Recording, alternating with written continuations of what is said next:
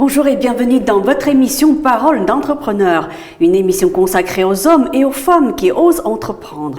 J'ai le plaisir de recevoir aujourd'hui sur ce plateau Tuan Li Sheng, président de l'association franco-chinoise d'échanges économiques, éducatifs et culturels. Ses contributions aux échanges franco-chinois sont telles que même le président Emmanuel Macron la tient en haute estime. Il lui envoie tous les ans ses vœux de nouvel an. Tuan Li Sheng, bonjour. Bonjour. Merci d'être venu jusqu'à nous. En mai 1997, vous avez fondé l'association franco-chinoise d'échanges économiques, culturels et éducatifs. Est-ce que vous pouvez nous expliquer pourquoi vous avez décidé de créer cette association? Bien sûr. En mai de 1997, je suis déjà un professeur de l'université de Caen. Parce que dès que j'ai été étudiante chinoise à l'université, j'ai le droit de travailler mi-temps pour gagner des frais pour payer mes études.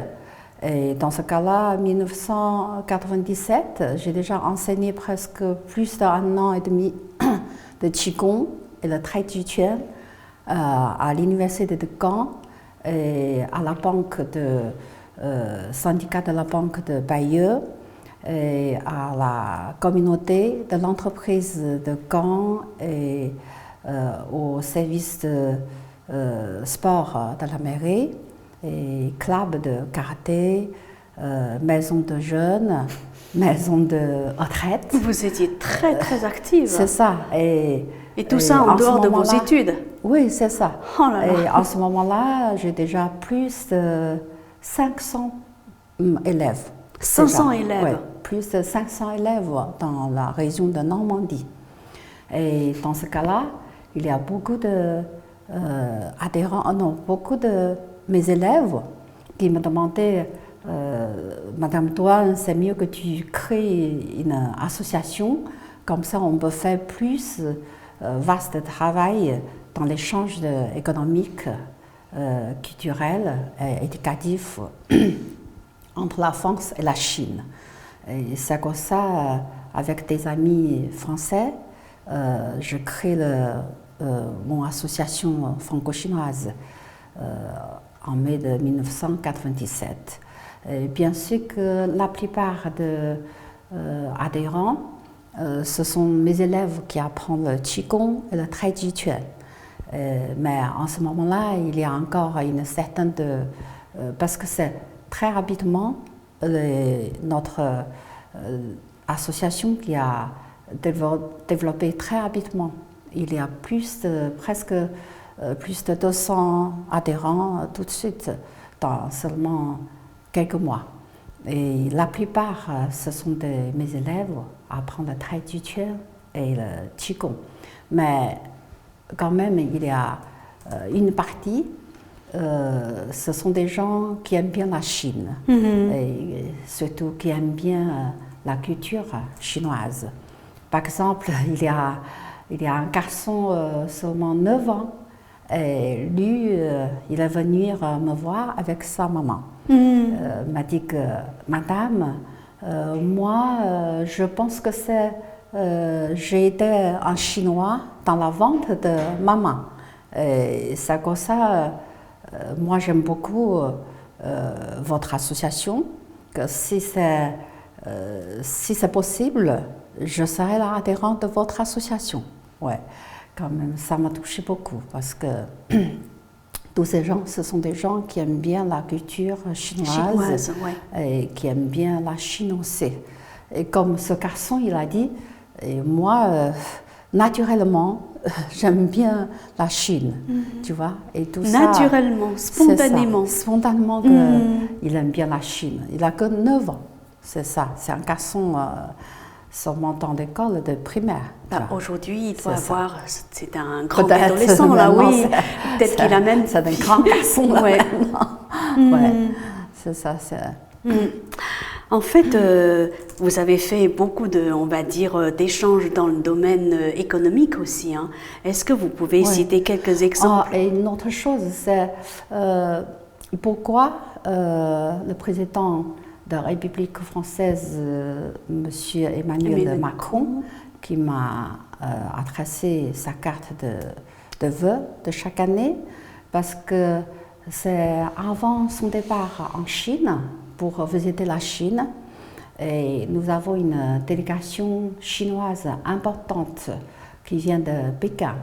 Et moi, j'ai adressé un courrier au ministère commercial de la France pour demander avoir un entretien pour discuter le projet de coopération, et plutôt pour faire des connaissances pour la politique française de l'investissement.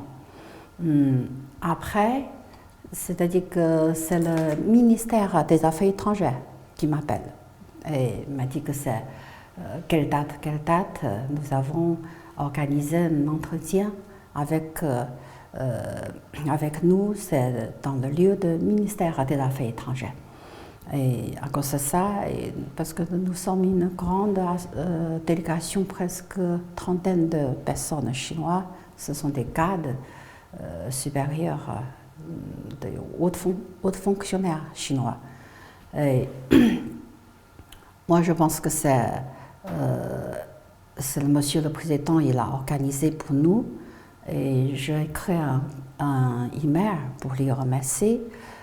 Bien sûr qu'en même temps, je présentais tous les travaux que nous avons fait pendant des années de notre association. Ouais.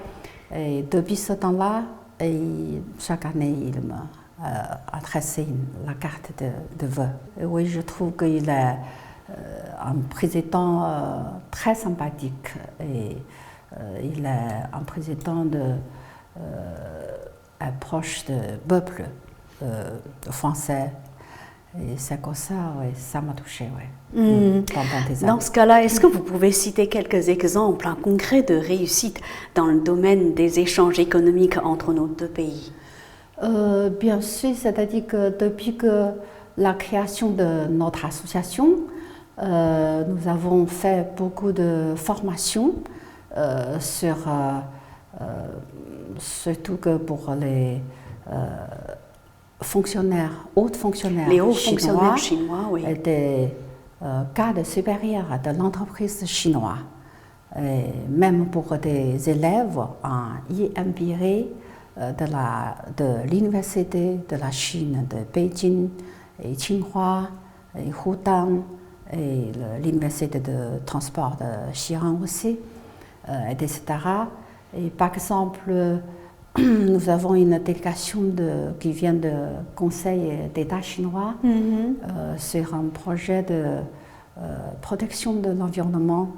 Ils sont bien sûr par beaucoup d'organisations internationales comme UNESCO, comme OECD, comme le ministère de la protection de l'environnement, de la nature, du développement durable. Surtout que nous,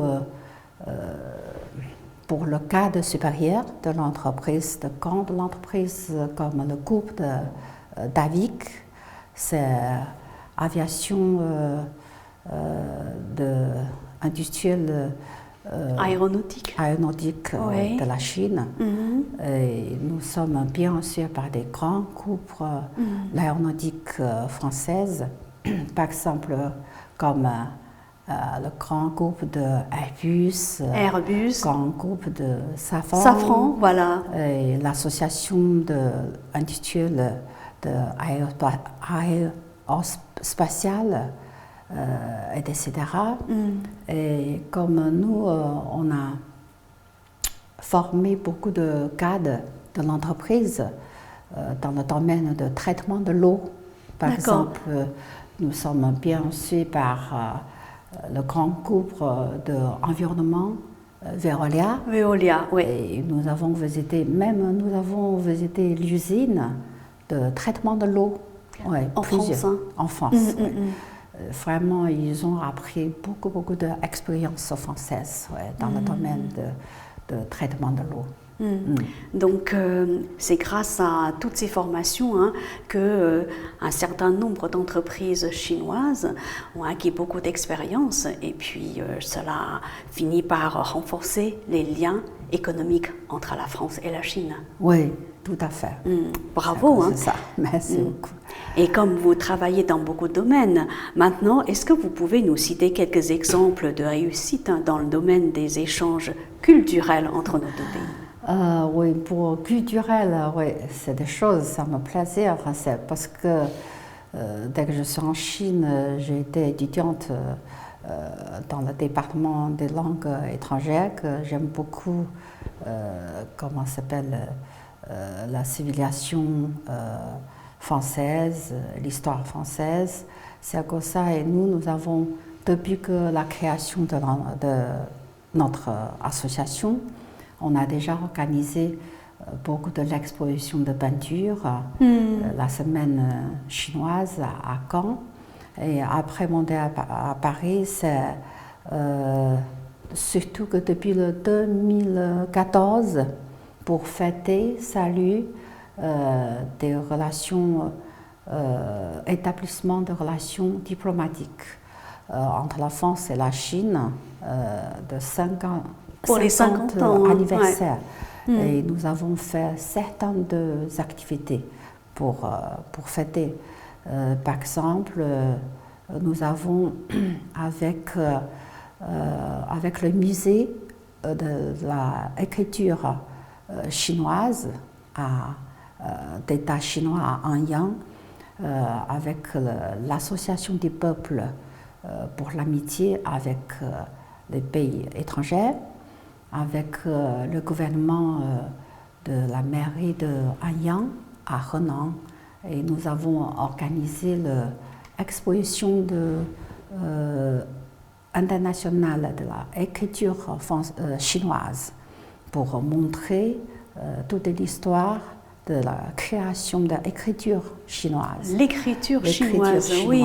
C'est une très grande exposition. C'était en quelle année alors? C'est 2014. 2014, hein, ouais. Donc pour fêter les 50 ans des relations diplomatiques entre nos deux pays. Ouais. Et surtout que nous avons accepté une émission qui vient de la chaîne de télévision de Shanghai aussi. Ouais. Et ils ont envoyé une troupe d'art, de danse, qui vient en France organiser un spectacle de Paris. On a fait à Paris 15e. Ça, je n'ai jamais pensé aussi qu'on a un grand succès pour le spectacle, parce que ce jour-là, et dans la salle de fête de la mairie de 15e, on a fermé, ouvrir plusieurs fois, parce que même les gens travaillent dans la sécurité, qui a peur que la salle qui a coulé, parce qu'il y a trop de monde. Ouais. Les gens, c'est comme serré, comme le ravioli, vraiment, c'est vraiment beaucoup. Comme l'ambassade de Chine, le service de l'ambassade de Chine qui a envoyé 4 personnes qui viennent pour nous donner des soutiens. Il y a premier secrétaire de l'ambassade, il y a troisième secrétaire de l'ambassade, etc. Et même ils sont enfermés dehors, qui ne peuvent pas rentrer. Après, je suis sortie pour la chercher. C'est dire le succès de cette opération. Tellement de succès parce que... Comment vous expliquez ce succès? Parce qu'en effet, avant, je ne sais pas du tout, c'est les Français qui aiment beaucoup la danse, le spectacle, le chant, le chinois, je ne sais pas du tout. C'est-à-dire qu'avant ce spectacle, vraiment, on ne peut pas prévoir, on ne sait pas du tout. C'est tellement des gens... Ça veut dire qu'il y a vraiment quelque chose à faire pour approfondir les échanges entre les deux pays. Oui, c'est comme ça. Et le dernier jour, le service culturel de l'ambassade de Chine, et tout de suite, ils ont fait un rapport envoyé à au ministère des Affaires étrangères, au ministère de la culture chinois à Pékin. Ouais. Pour parler du succès. Parler du succès de notre... de votre activité. De ce spectacle, on va dire. Oui, c'est ça. Et c'est vous qui avez tout organisé. Vous travaillez en équipe, j'imagine, parce que c'est notre association. Vous étiez combien alors? On travaille pour celui-là? Oui. Il n'y a pas beaucoup, seulement 4-5 personnes. Seulement? Oui. Ouais. Mais on a eu un grand succès. Ouais. Vous êtes très active aussi dans le domaine des échanges, on va dire, artistiques. En fait, il y a une photo qui m'a marquée. Ouais. C'est une photo où on vous voit en robe européenne en train de danser avec un Français au château de Versailles. Qu'est-ce que c'est alors? C'est au château de Versailles, Fontainebleau là-bas. Fontainebleau. Parce que celui-là, c'est... Ça m'a marqué. Qu'est-ce que c'est? C'est vous qui avez eu l'idée d'organiser. C'est un bal non, c'est plutôt parce que bientôt, c'est la fête de la femme internationale. Oui. Mais justement, ce grand bal, c'est qui a l'idée? Ce sont des entrepreneurs chinoises.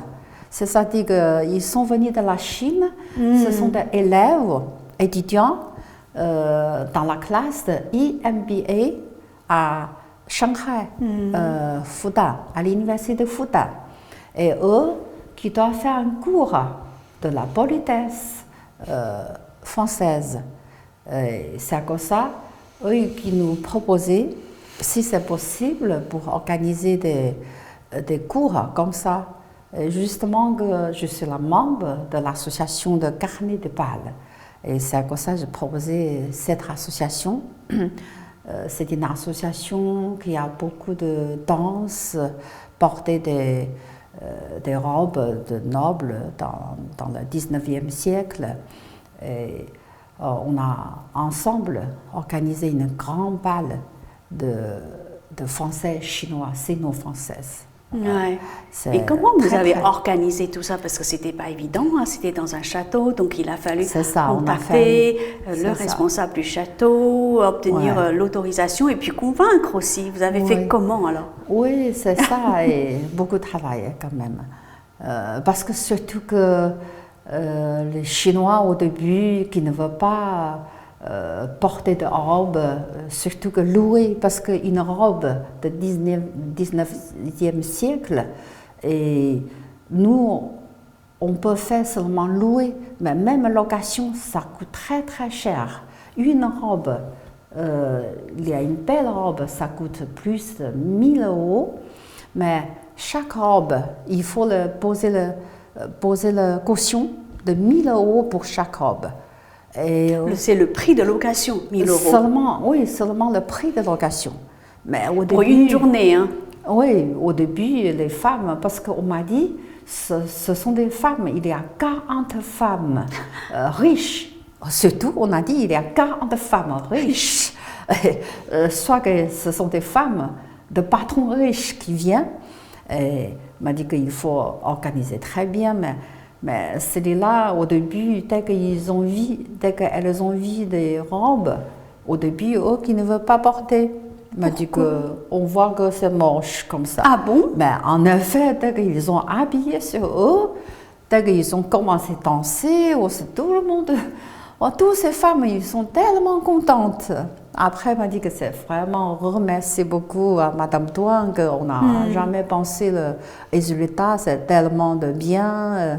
Parce que eux qui n'ont jamais porté une robe noble de 19e siècle comme ça, c'est vraiment, en effet, c'est un très, très bon cours de politesse pour eux. Parce qu'en même temps, le professeur de cette association qui l'enseigne, qui a parlé avant, tu vois, parce que eux, ce sont des danses royales. Dans le palais royal, il y a telle de politesse, il faut le faire, et tout ça, et c'est très très bien. Et surtout que parler d'échanges de culture et artistique, je voudrais bien parler, c'est ce que nous dans l'année de 2016, on a encore une fois de faire de coopération avec l'association du peuple chinois pour l'amitié avec le pays étranger, une exposition de photographes françaises à Pékin, aux bibliothèques de Pékin, et on a un grand succès aussi celui-là.